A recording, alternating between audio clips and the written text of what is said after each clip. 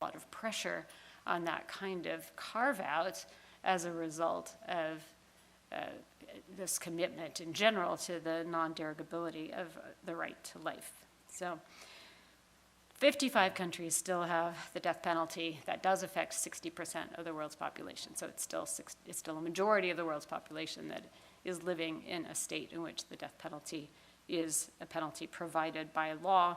And since it's provided by law, those are not considered infringements of the right to life. But I think there is growing momentum, and this is part of trying to think about how ethical change happens at a social scale, even at a global scale over time. And the human rights movement has resulted in some major shifts of global ethical judgment on questions such as this one. So there's growing momentum toward regarding the right not to be killed as a right that's not forfeited even by egregious wrongdoing. Whereas those who support the death penalty in general would say one forfeits one's right to life having committed a horrendous crime. So you're not violating someone's right to life because they have forfeited that right, and they've forfeited it through actions of their own. Okay? But what quickly becomes clear is that the language of even the most absolute rights within international law is complex. It's not maybe what you originally think when you think, oh, we have commitment to absolute rights. So we could say, very briefly put, the right to life is a right not to be unjustly deprived of one's life, right?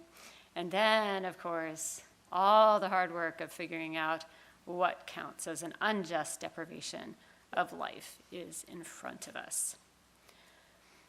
So the unjust taking of a life is, of course, wrong by definition. It's unjust. So that tells us only about our concepts. It doesn't tell us about how to apply them. All right, so that leads us to torture. So many would say this is kind of the paradigm of an absolute natural right. In fact, there are those who would say this is more absolute than the right to life. Yeah, the right not to be tortured.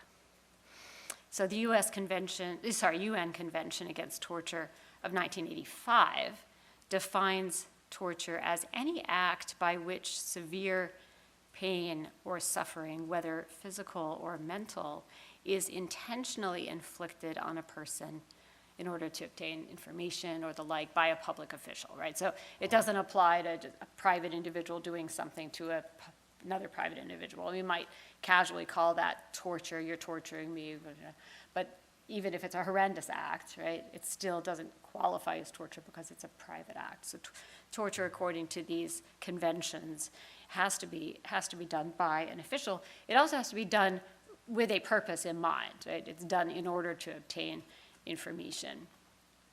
And it's intentional, right? The intention is already built in to this.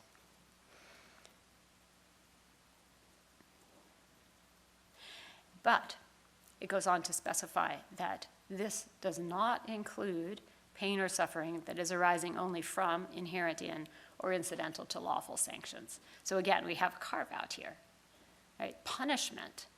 Torture is distinct from punishment. So pain that is inflicted as a punishment is not considered torture.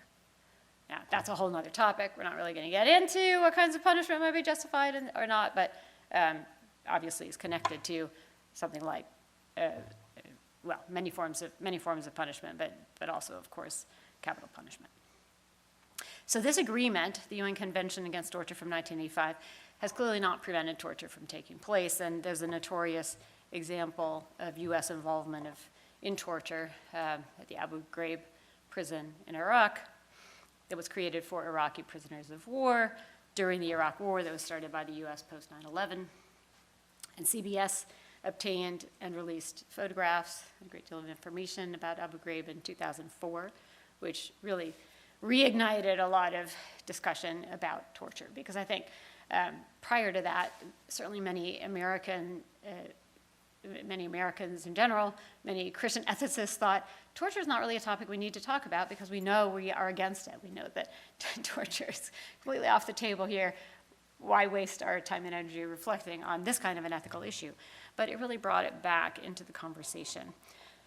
And it became clear that there's this pattern at U.S. detention centers, which were considered by the U.S. government to be sites in which the Geneva Convention didn't apply, and so places where you could use techniques that would ordinarily not be permitted. And the torture memos, so-called torture memos authorized, not torture, they didn't name torture, they authorized enhanced interrogation techniques at these sites. So, of course, this raises the question of whether there is a distinction between torture and enhanced interrogation techniques. So let's think about why torture is wrong. And it turns out that there are many different arguments that can be and have been made to try to articulate why torture is wrong. And I'm just going to go through a number of these. And I'll make a few comments as I go along about the ways in which these arguments come up in the readings that were assigned for today. And so just a note that you read an essay by Jean Porter and you read an essay by Nigel Bigger. Jean Porter is a Roman Catholic ethicist in the Thomistic tradition, has written quite a lot about both virtue ethics and natural law thinking in this Thomistic tradition. She's actually trained at Yale. She teaches at the University of Notre Dame. Nigel Bigger is a just retired British Christian ethicist. He was on the faculty at Oxford. And he was trained at the University of Chicago and is quite influenced by Reinhold Niebuhr and the Christian realist tradition. So, I mean, having said that, maybe you already understand the readings a little bit more, right, in terms of just knowing where they were coming from, where they are coming from. But Nigel Bigger is, at the same time, he is somebody who knows the history of Christian ethical thought very well, and he's very interested in thinking about the relationship between the rights tradition and the natural law tradition in some of the ways that I talked about last time. So you don't want, you can't just be labeled a Niebuhrian end of story because he's drawing on this longer, richer tradition. All right, so why is torture wrong? Well, one could argue that, well, there are absolute moral norms that we learn through the categorical imperative, and they are absolute. Right? So regardless of what conventions exist, what nations have agreed to, and so on, if we think about what it is to treat persons as ends in themselves, and never merely as means, we understand that we have to do here with another human being who who possesses dignity, human dignity, that is not to be destroyed through our actions, regardless of whether we somehow need them to obtain information or whatever it might be. So obviously this is a Kantian deontological argument. And Porter's response to this is that it's trying to pull all of ethics out of one principle. And she thinks that simplifies the texture of moral truth, that moral truth can't be reduced simply down to one categorical imperative, that they're more heterogeneous. But obviously, if you're a committed Kantian, then this is going to be the road that you will follow. You could have a different kind of deontological argument. You could argue that torture is forbidden by divine command. And you could argue that God has commanded it in an exceptionless way, and therefore it's absolute.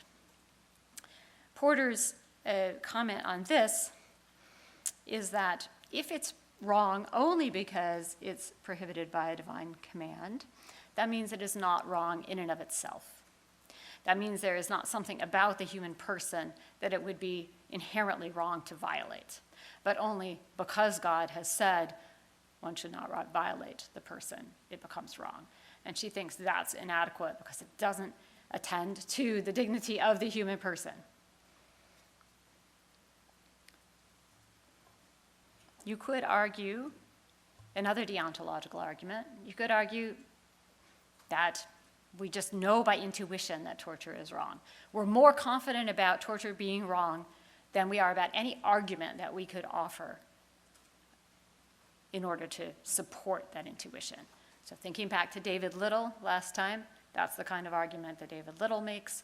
You can say that's another deontological kind of argument.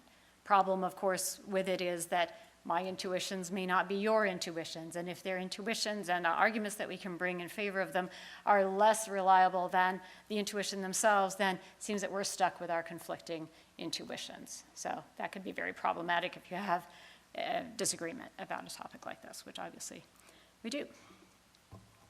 So you can move to a consequentialist kind of an argument about torture, and you could argue that torture is ineffective, it's counterproductive, it doesn't actually elicit true knowledge about the world. It's very good at getting people to say all sorts of things. And in fact, this may be the case. There's plenty of evidence that torture is not particularly effective at getting the information that is being sought. This is a consequentialist argument, so it doesn't yield a moral absolute. Right? If it could be shown, if this is the kind of argument you were trying to make against torture, and someone comes along with evidence that shows that actually, in this and this case, this and this kind of torture actually yields the kind of information that you need, reliable information, then you're back to saying, oh, well, I guess I don't have an argument against torture after all. Right? So it's a certain kind of an argument, but it doesn't yield a moral absolute. You can argue that, turning to a kind of virtue ethical argument, that torture corrupts the character of those who torture.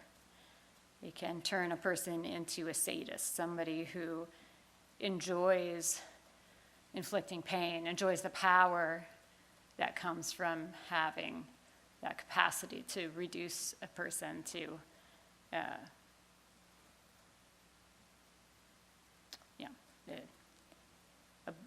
blubbering mass of total capitulation to one's will. And if this is the case, it's certainly something deeply concerning about torture. We can't ordinarily simply detach ourselves from the actions that we commit. They have an effect on us. They have an effect on the agents. And so this would be certainly a reason to be very concerned about torture. And there seems to be, indeed, also considerable truth to it.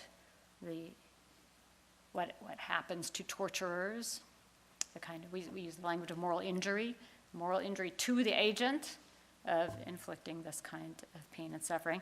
But we also would have to wrestle with this some because we want to know, how does this differ from being a dentist who also is inflicting pain and suffering? I think there are things to be said there, right? The dentist is not inflicting pain and suffering to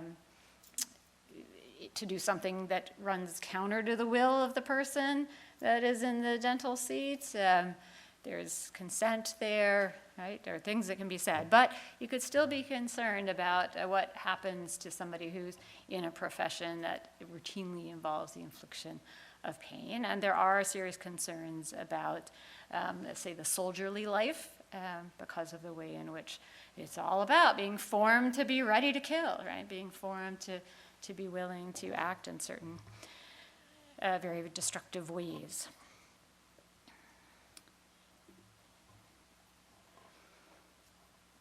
You could look at a collective level at torture and what torture does to a society that engages in it.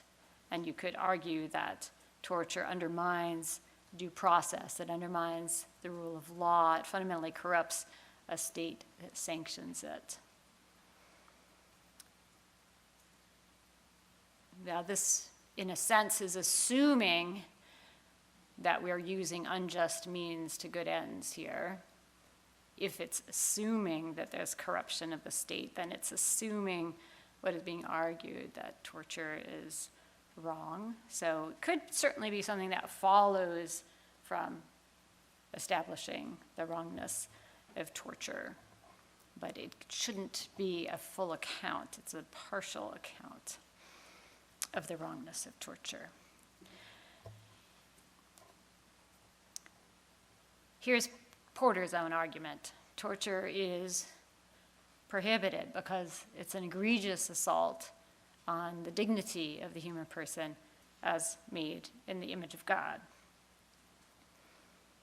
Now, this might sound a lot like Kant's categorical imperative, right? The appeal to human dignity is present in both of these.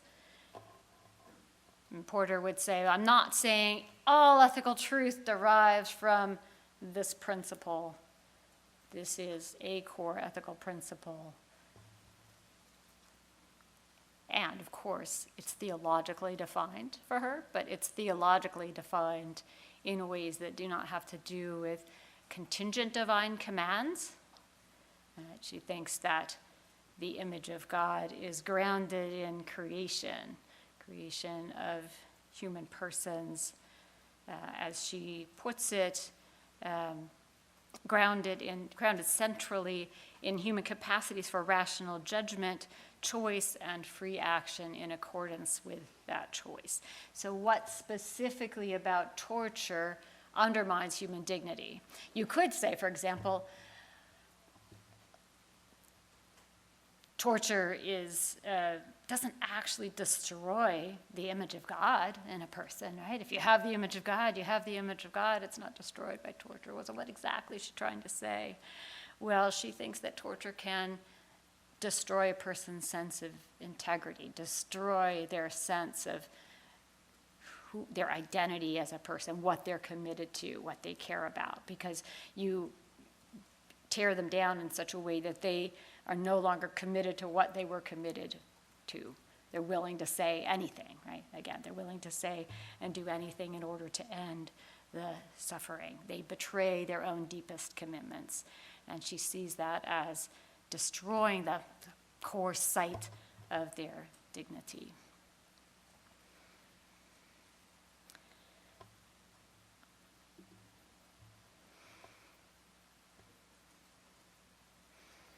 You could argue that torture is wrong by definition. It's inherently cruel. We don't really need to know anything more, right, about torture except beyond that. It's wrong in and of itself by virtue of what it is. And both Porter and Bigger say that this is true. Torture is wrong by definition. But of course the question is going to be, is this particular act torture? Doesn't give us enough information.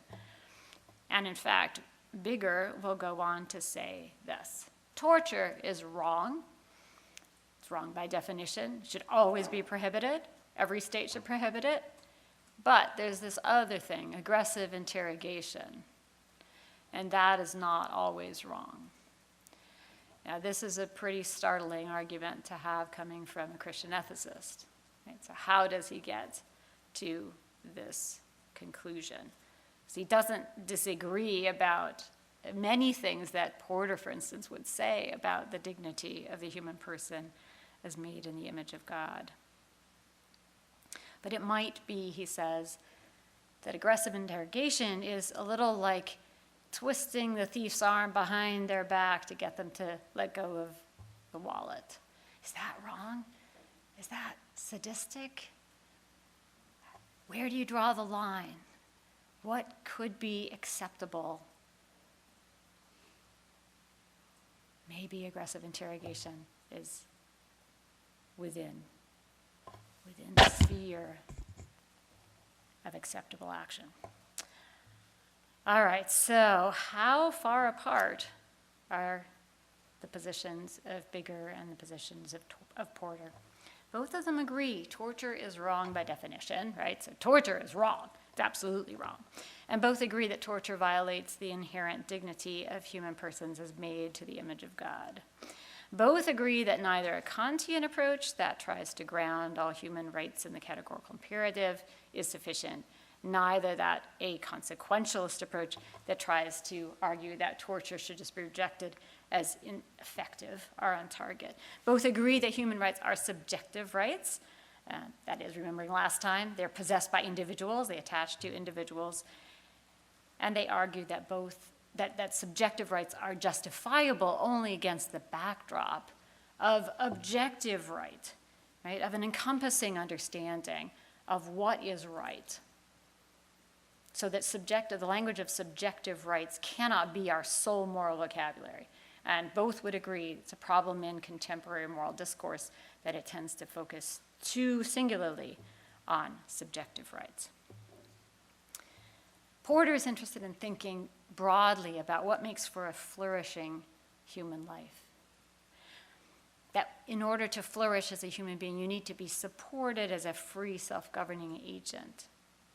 You need to find your individual good in the context of the common good of your community.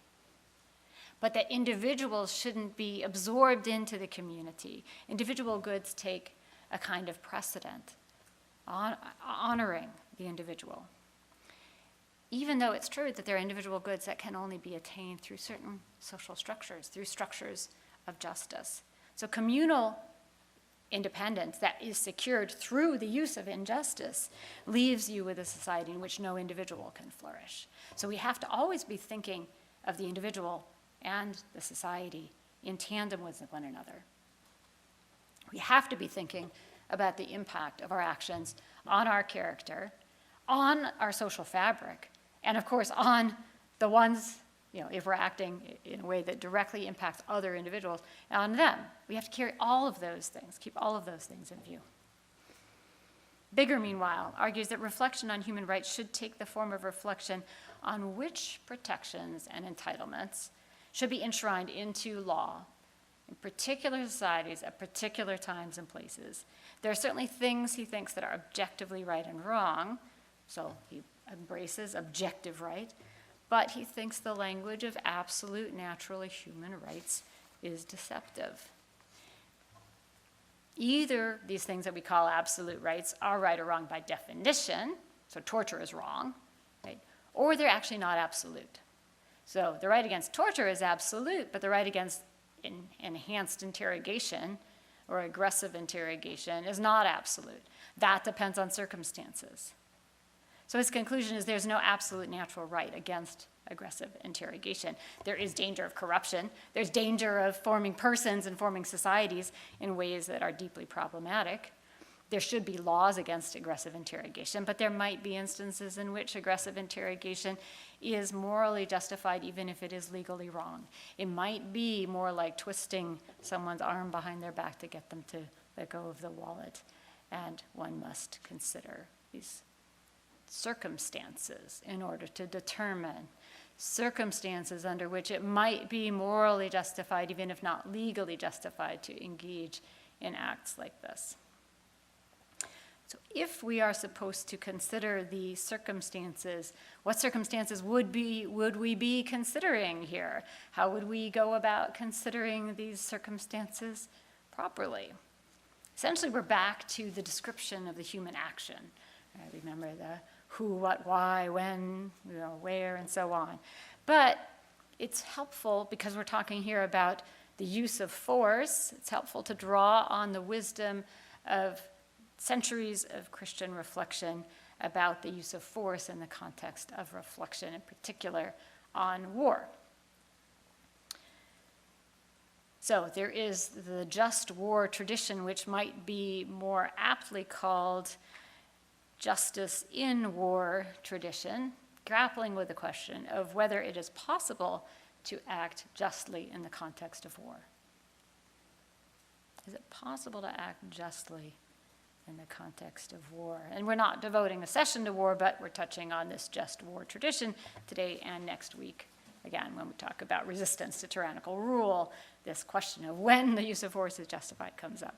So there are two main categories within this tradition of just war reflection: jus ad bellum, that is justice in going to war, and jus in bello, justice in the context of war, in the midst of war, whether or not whether or not, not whether or not the going to war was justified, but are you acting justly within the waging of the war? And now also we talk about use post bellum, right? Justice after war. How do we justly heal societies following war? I won't be talking about that, but I think it's worth noticing that that's another way in which this tradition has continued to grow. And in general, that's kind of one thing that I want to underscore in the course more generally, that these are traditions of ethical reflection, and they continue to critique themselves and to change over time. So use ad bellum, many principles that have been articulated, again, over centuries, even over millennia, because this does reach back into ancient thought as well. So that in order to go to war justly, you must have a right intention. What is a right intention? What is an intention that would be a good intention in the context of going to war, and you're going to probably be killing people? Well, the traditional principles here are self-defense or protection of the innocent. Nothing else. Not to enlarge your boundaries, right? Not to gain power.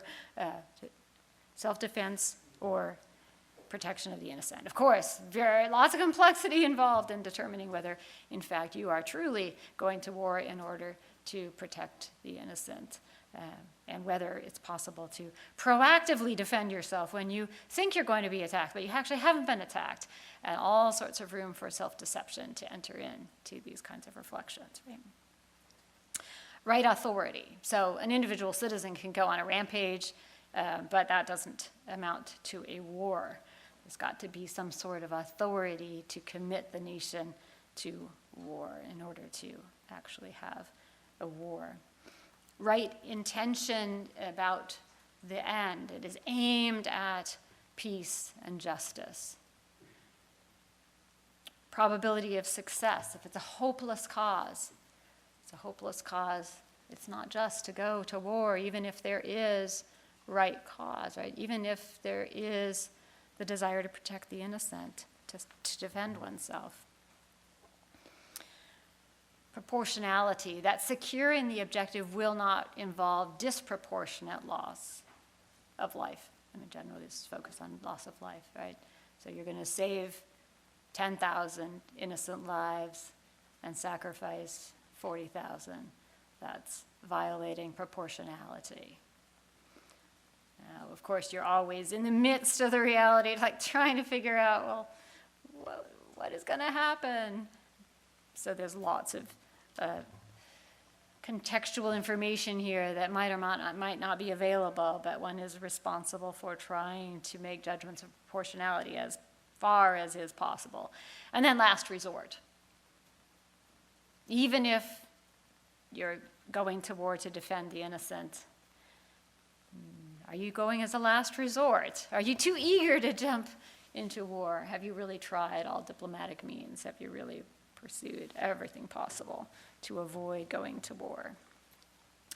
And then once you're in war, of course, it seems like, well, it's a war, right? So you're just killing people, and the usual ethical restrictions don't apply anymore. But in fact, there are commitments to principles of discrimination and to principles of proportionality within the waging of war as well.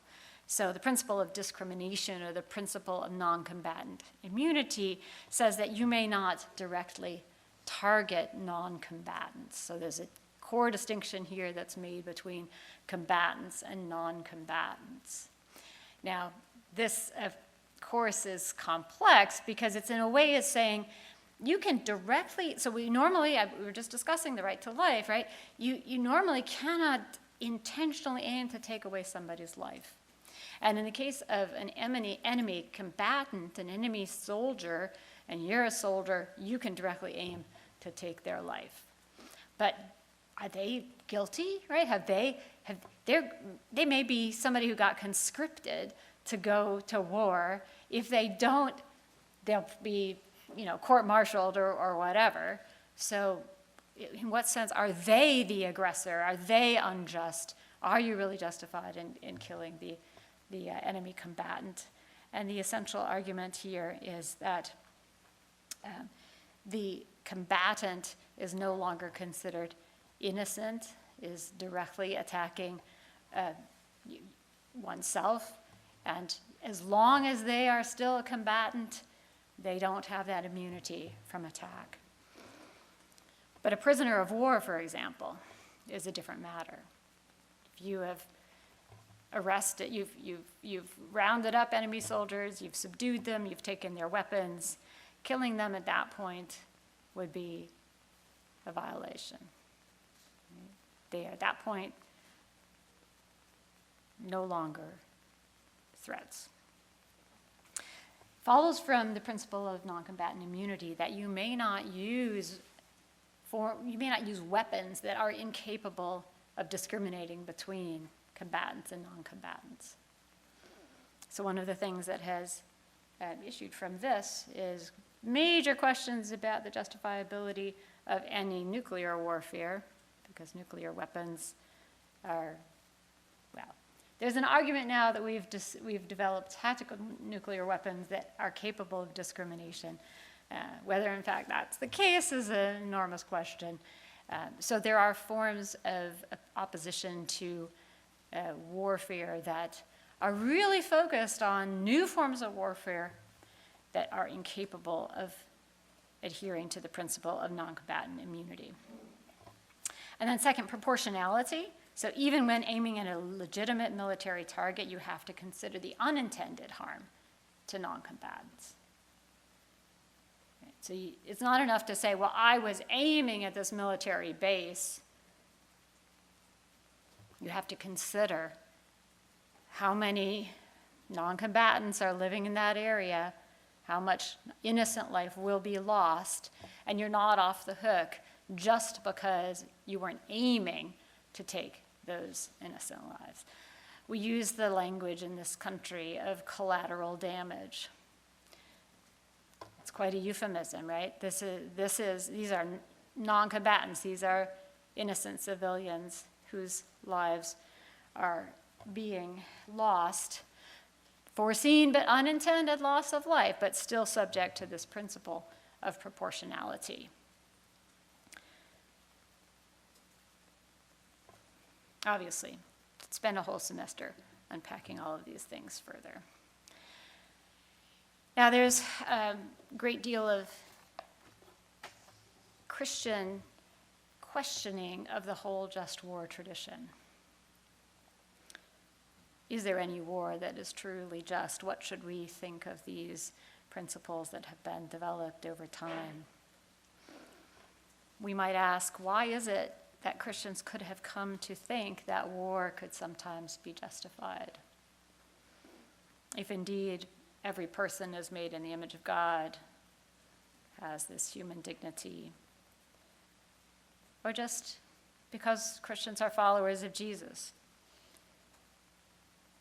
Do not resist an evildoer, Jesus says. If anyone strikes you on the right cheek, turn the other also. How do we get from this? How do we get from blessed are the meek, blessed are the peacemakers? How do we get from love your enemies? How do we get from those who live by the sword will die by the sword into a just war tradition? Well, as we grappled with the Sermon on the Mount earlier in the semester, right, we saw Christians have tried to ask themselves, is this teaching for all times and all places? Is this somehow contextual? Is this exaggeration that was typical of the time and place, rhetoric?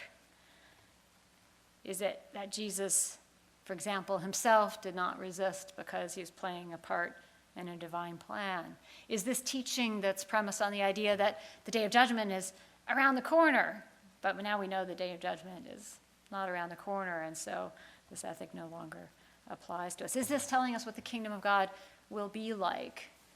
An ideal that we are aspiring to, but not an ideal that we're actually supposed to be living out in this world. What do we do once Christians become those who are in charge of society? Well, in fact, this is what we know, that when Christians move from being a persecuted minority to being the established religion in the Roman Empire, we begin to see a transformation in Christian reflection about the use of violence and about warfare. And early Christians did resist serving in the Roman army. That's kind of a murky matter because the concerns seem to have been more about being caught up in the Roman cult, Roman worship of false gods, as opposed to a principled opposition to serving the armed forces.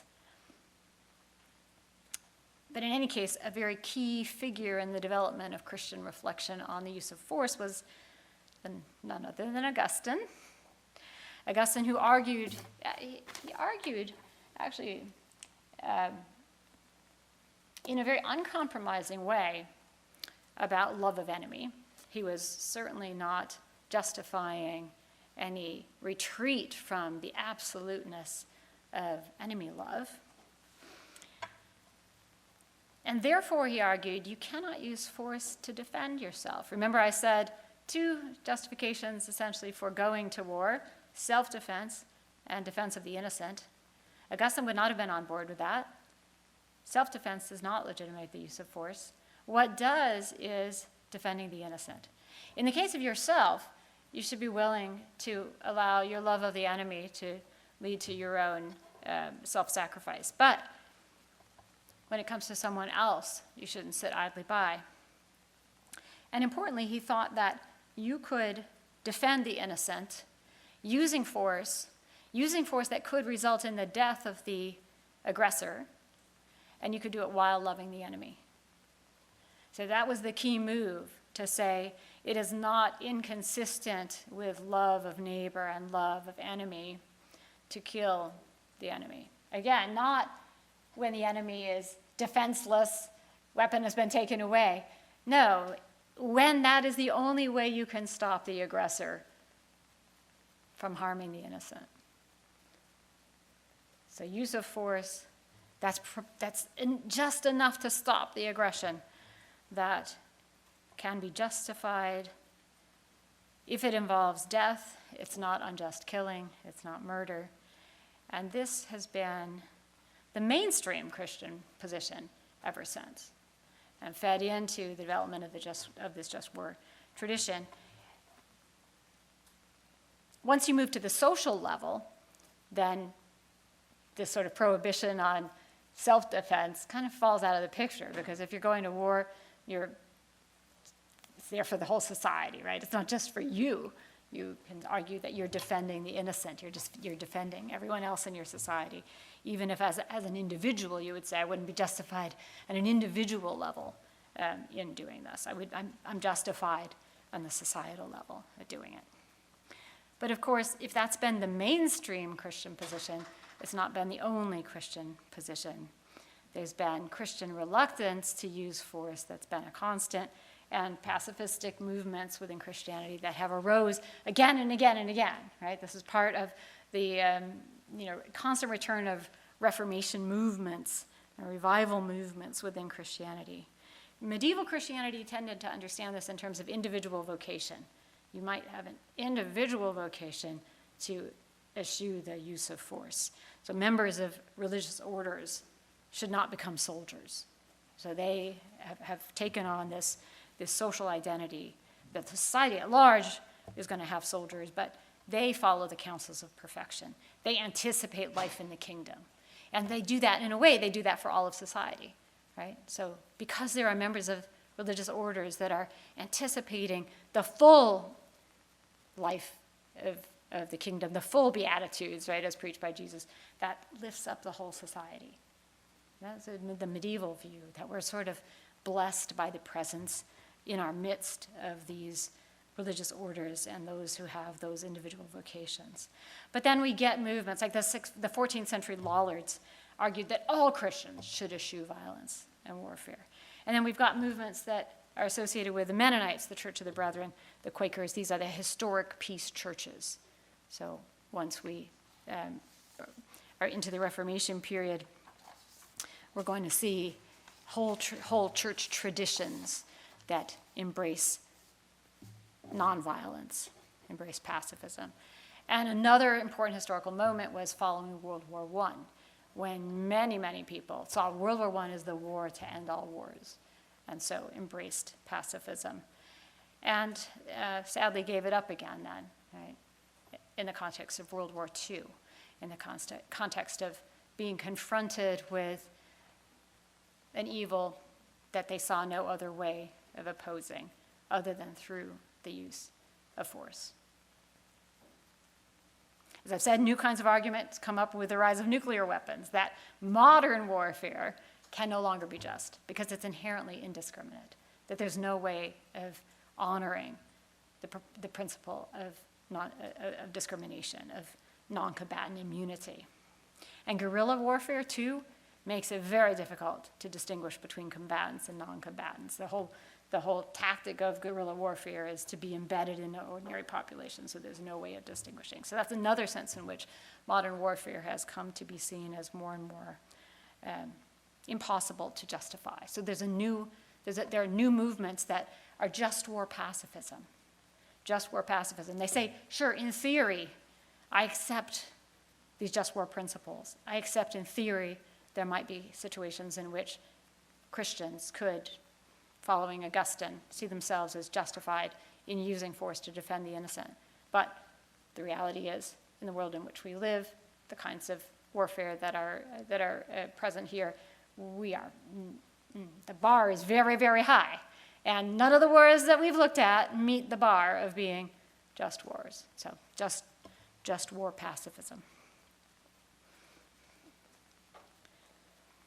So Bigger, if you think about what Bigger is doing in this argument about torture, he's taking Augustine's notion that you can use force against an aggressor in defense of the innocent, and he's building on this in his reflection on torture.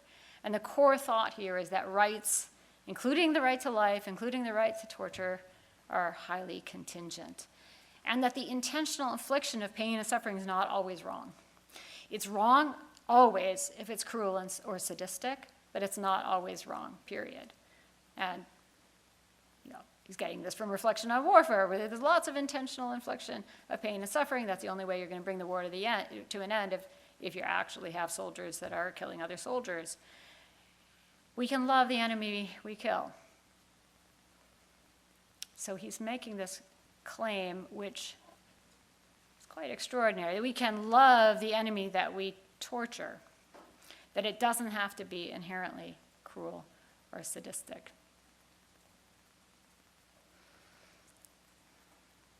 I had hoped to leave some time for conversation about that, and I'm sorry to leave you. We're out of time at this moment.